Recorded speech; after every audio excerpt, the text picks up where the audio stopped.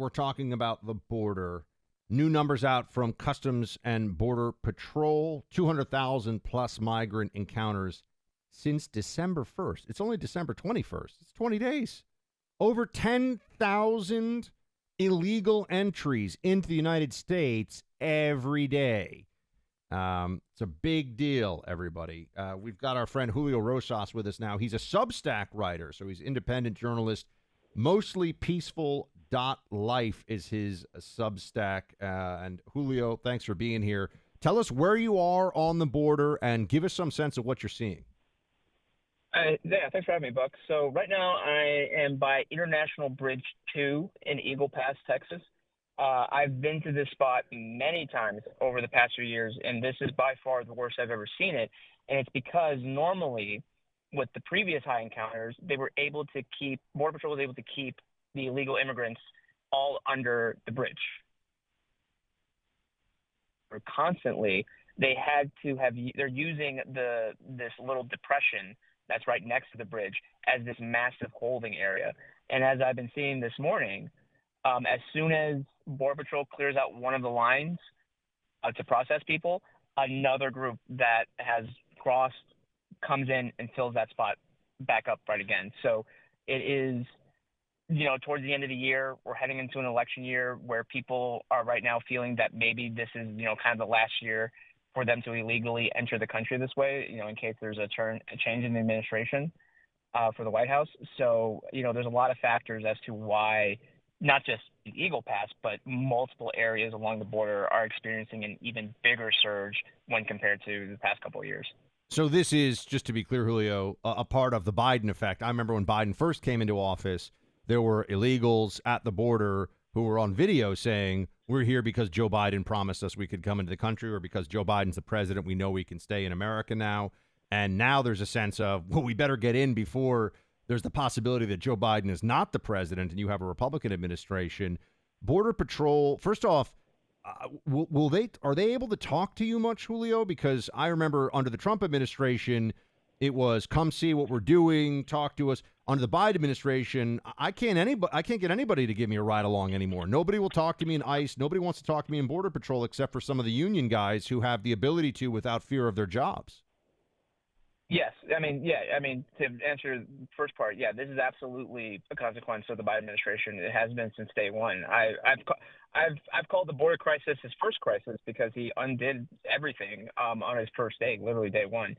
In terms of with Border Patrol, there's a reason why they leaked to me, they leaked to Bill Malugin, and they leaked to some of the other border reporters because they cannot directly talk to media, because the Biden administration knows that if Border Patrol agents in their official capacity were able to candidly, politics aside, they're able to candidly and honestly relate to us what they're seeing every day, it would make the Biden administration look bad.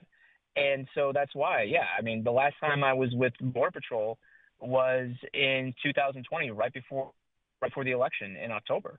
That's the last time I did anything official with them. Everything else has been through with Texas law enforcement or the Border Patrol Union, and which is hysterical because if you remember, the Biden administration was coming in saying, "Oh, we're going to be the most transparent administration, compared to the last guy," and that's just that's false on many fronts. But I can tell you with my experience with the border, that is absolutely not true. And if you remember, when Title 42 was going away earlier this year, and there was that dip in encounters, the Biden administration was trying to take a victory lap, saying, there was nothing to worry about. Everything, there was just fear mongering from Republicans.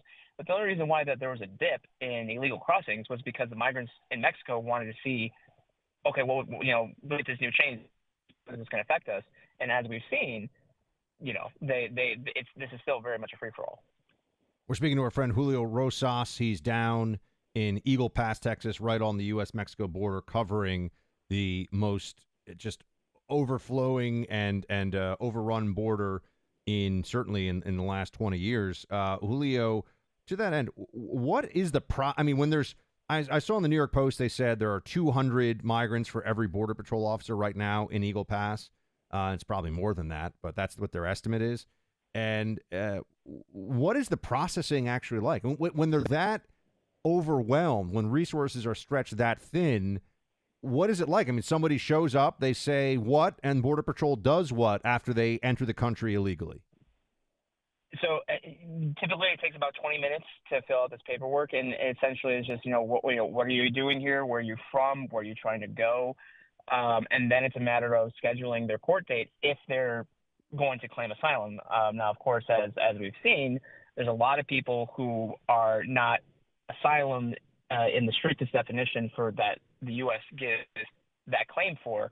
A lot of these people, not everyone, but a lot of these people are economic asylums seekers, which doesn't fall under the protections that they're trying to seek. But that's the problem. When you have all these people, you can't really take the time to really go through their history, go through the background checks, which are completely incomplete because it depends on if their home country is reliable to provide that update to us in the States. So, and, of course, it's not just Central or South America. This is people coming from all over the world. So the background checks are very, very minimal. The initial screening is very minimal. But because, again, the Biden administration wants to avoid the optics of having all these people waiting outside for days on end, it's just process them as quickly as we can. It's basically like a conveyor belt, essentially, where it's just really quick. Is anyone immediately like turned around and expelled from what you're seeing? How often does that happen? That if they are found to be they just cannot make a claim for whatever reason, depending on their answers, or if they have if something pops back up on a criminal background check, that takes a day or two, and as we've seen, they're deporting about a couple. A step in the right direction, but it's a drop in the bucket when you have thousands coming across. And then wait, how many are they deporting? You actually you cut off there, at least for me, for a second. How many are being deported? A couple hundred per day. A couple of hundred. Okay, so 10,000. Just to be 10,000 are entering across the whole border, and from what you can tell, a couple of hundred. Is that in your sector? That's for the entire southern border. That's the whole border. Okay, so I want everyone to hear these numbers, right? 10,000 illegal entries a day, a couple of hundred who are told, no, you don't get to stay. So 9,800 are like free and clear, go into the United States, do whatever they want. Maybe we'll see them in 5 years in court, but we won't. Okay. How does Border Patrol feel about this? I mean, they've got to be looking at this like, they're like the welcoming committee. They're completely demoralized. They've been demoralized going on 2 years now. I mean, there's the number of resignations and early departures from Border Patrol because this isn't what they signed up to do. They didn't sign up to be essentially Walmart greeters and Uber drivers for people who are entering the country this way. And the problem is that now it's not just the Border Patrol agents, but it's the towns. People, for people who don't know, border communities on both the American and the Mexican side rely on the ports of entry being open. Well, right now, there's only one bridge that is completely open for vehicular traffic. When I was coming back from Mexico into the United States yesterday, there was one gentleman with his wife who was about to enter the United States, and he had been in line for 11 hours in his car. He had been in there since 6 a.m., and he was finally getting into the border by around 5 p.m. And so that disrupts trade, that disrupts the local economy. So it's not just the Border Patrol agents that are feeling this, it's the towns on both sides. And it's a problem when it's not just one town, right? It's all these other towns that are also having El Paso, their rail operations were suspended because the custom officers have to be redeployed elsewhere to provide back Patrol agents. So it's not even just that the border's wide open for the cartels to smuggle in drugs. Alongside the human smuggling, it's shut down for legitimate commercial activity now because of it really just keeps getting worse, Julio. Is there any sense at all from the people you talk to down at the border who are tasked with trying to keep this from just, I don't know how much worse it could really get, but trying to hold it together to the degree they can?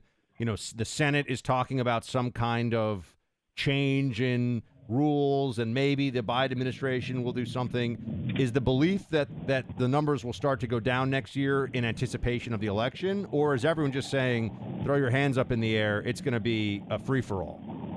The common sentiment is that it's going to be a free-for-all because, like I said, right, when we have an election with Donald Trump probably being the nominee and, having his history when it comes to the border, a lot of people are definitely going to make that decision.